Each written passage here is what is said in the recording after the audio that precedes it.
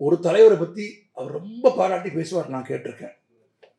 அதே தலைவரை பற்றி ஒரு கூட்டத்தில் பேசும்போது சொன்னார், இப்படிதான், நான் அவரை இது நாள் வரை முட்டை என்று நினைத்துக் கொண்டிருந்தேன், இப்போதுதான் தெரிந்தது அது ஒரு கூமுட்டைனார்.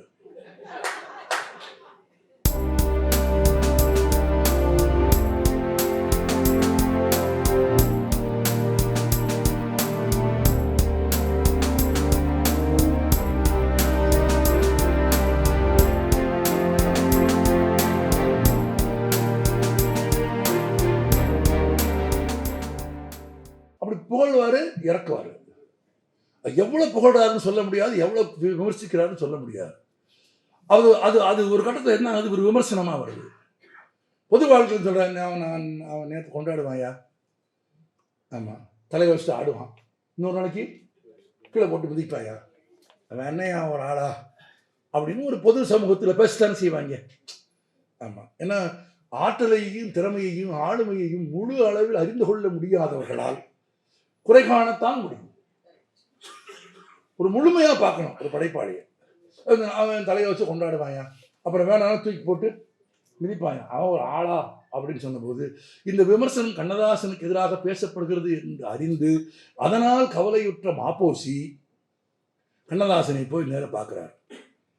என்ன தெரியுமா சொல்றாரு, நீ ஒரு மகா கவிஞர், தெய்வங்களை பாடுற, பெண்களை பாடுற, காதலை பாடுற, நீ பாடாத பொருளே இல்லை, என்னத்துக்கு இந்த பயிர்களை போய் பாடுற, இவனை பாட போய் அவன் நாளைக்கு தப்பு பண்ண போய் அப்புறம் நீ திட்ட போய் எதுக்கு, நீ தெய்வீக கவிஞ, நீ எதுக்கு மனுஷங்களை போய் பாடுற, இதுதான் ஒரே கேள்வி.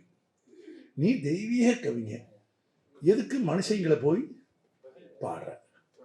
மாப்போசி சொல்லி முடிச்ச உடனே ஒன்றும் சொல்லலை, அப்படியே கேட்டுட்டு சரி போங்க, சரிண்ணே பார்ப்போம்.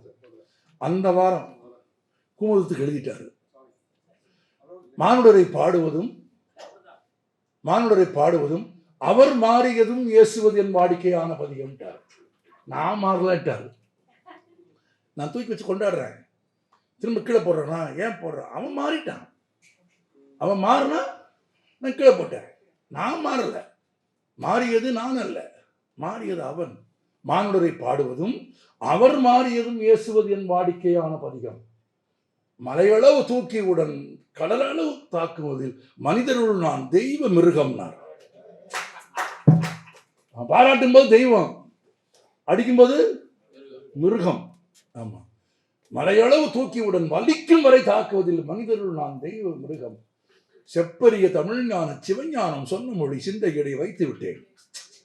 எப்படி அதை கூட பாருங்க கவிதையில, செப்பரிய தமிழ்ஞான சிவஞானம் சொன்ன மொழி சிந்தையடை வைத்து விட்டேன், திருவாழும் மலர் கொண்டு தேன்மாலை கட்டி அதை தெருக்கல்லில் சாட்ட மாட்டேன். அவ்வளவுதான், முடிஞ்சிச்சு. இனிமே கவிதையில பூக்கட்டி இவங்களை பாடுற வேலையே கிடையாது. திரும்ப நல்லா கேட்டு பாருங்க, செப்பரிய தமிழ்ஞான சிவஞானம் சொன்ன மொழி சிந்தையடை வைத்து விட்டேன், திருவாழும் மலர் கொண்டு தேன்மாலை கட்டி அதை தெருக்கல்லில் சாத்த மாட்டேன், உதவாத பாடல் பல உணராதார் மேற்பாடி ஓய்ந்தனையே வாழும் மனமே என்று பாடிய கவிஞன் தான் இரண்டு மனம் வேண்டும் என்று கேட்ட கவிஞன். முதல்ல அவர் சொன்ன தலைப்பு வேற, ஆனா இந்த தலைப்பில் கண்ணதாசனை பற்றி பேச வேண்டும் எனக்கு ரொம்ப நாளா ஆசை. ஏன்னா கண்ணதாசனை போல் ஆத்திகம் பாடிய கவிஞனே இல்லை, கண்ணதாசனை போல் நாத்திகம் பேசிய கவிஞனும் கிடையாது. கடவுளை கண்ணதாசன் வச்சு செஞ்சது மாதிரி நம்ம ஊர் சாதாரண பாஷையில சொன்னா யாரும் செஞ்சதில்லை. அது காதலாக இருந்தாலும் சரி, என்னவாக இருந்தாலும் சரி. ஆமா, கடவுள் மனிதனாக பிறக்க வேண்டும், அவன் காதலித்து வேதனையில் வாட வேண்டும், பிரிவென்னும் கடலிலே மூழ்க வேண்டும், பெண்ணென்றால் என்னவென்று வேண்டும், கடவுள் மனித சாக வேண்டும் எழுதினார். அவர் முதல் எழுதுனது சாக வேண்டும். டிஎம்எஸ் பாட மாட்டேன்ட்டாரு, நான் ரொம்ப சாமி நம்பிக்கை உள்ள ஆளு, நானே எப்படி சாக வேண்டும் சாமியை பாடுவேன் அப்படின்னு கவிஞர் கேட்டார். என்னையா சொல்றாரு அப்படின்னு. அவர் பாட மாட்டேங்கிறார். சரி விட சொல்லு, வாட வேண்டும்னு போடு, அவ்வளவுதான். வேணான்னு அடுத்த நிமிஷம் மாத்தி கொடுத்துருவாரு. ஆமா, சாக வேண்டும் பாட விரும்பல, சரி ரைட் மாத்திக்க, என்ன மாத்திக்க, வாட வேண்டும். பறவையை கண்டான், விமானம் படைத்தான், பாயும் மீன்களில் படகினை கண்டான், எதிரை கேட்டான், வானொலி படைத்தான், எதனை கண்டான், மதங்களை படைத்தான். அது பாவ மன்னிப்பு படம். பீம்சிங்ல மத ஒற்றுமையை வலியுறுத்தி எடுத்த படம். மதக்கலவரத்திற்கு எதிராக கதாநாயகன் பாடுற பாட்டு.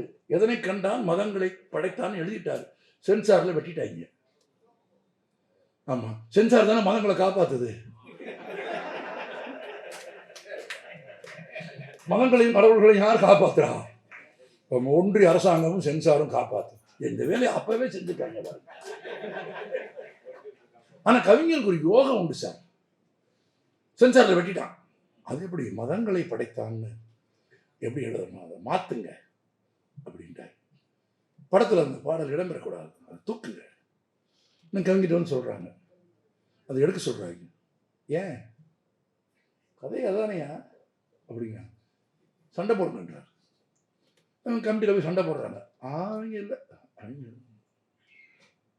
எல்லா மதத்துக்காரர்களும் புண்பட்டு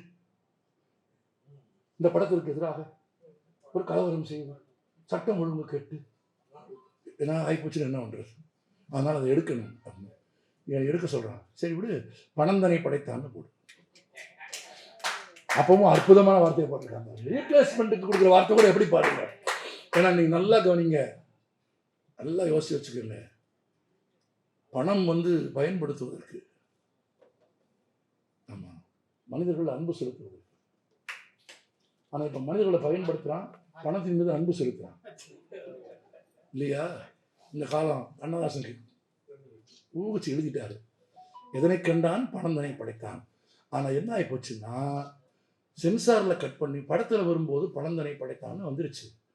படம் முதல்ல ஆடியோல ரெக்கார்ட் பண்ணி HMV போடும்போது மதந்தனை படைத்தானே வந்துருச்சு. அப்ப கண்ணதாசன் எழுதுனது வந்துருச்சு, கண்ணதாசன் திரும்ப எழுதுனதும் வந்துருச்சு. ஆமா, மதந்தனை படைத்தான்னு வந்துருச்சு, பணந்தனை படைத்தான்னு வந்துருச்சு, ரெண்டுமே வந்துச்சு. அப்ப ரெண்டுலயுமே கண்ணதாசன் உயர்ந்து நிற்கிறார். அந்த படத்துல நீங்க அந்த பாட்டை படத்துல பார்த்தீங்கன்னாலும் பொருந்தும், படத்துக்கு வெளியே உட்காந்து ஆடியோல கேட்டீங்கன்னாலும் பொருந்தும். ஆமா, அப்படி செல்வம் போல எழுதி கொண்டே இருந்த ஒரு ஆள். தாய் முளைப்பாலுக்கு சர்க்கரை சேர்க்கலாமா? யாராவது சேர்ப்பார்களா? தாய் முலைமாலுக்கு எப்படி சர்க்கரை சேர்க்க முடியாதோ அப்படியே கண்ணதாசன் கவிதைக்கு நீங்க எதுவுமே சேர்க்க முடியாது. தாய்மலை பாலுக்கு ஒப்பான. தாய்மலை பால் என்பது தூய்மையானது. தாய்மலை பால் என்பது இனிப்பு சேர்க்க வேண்டிய அவசியம் இல்லாதது. தாய்மலை பால் என்பது ஆரோக்கியமானது. ஆமா, தாய்மலை பால் என்பது அன்பானது.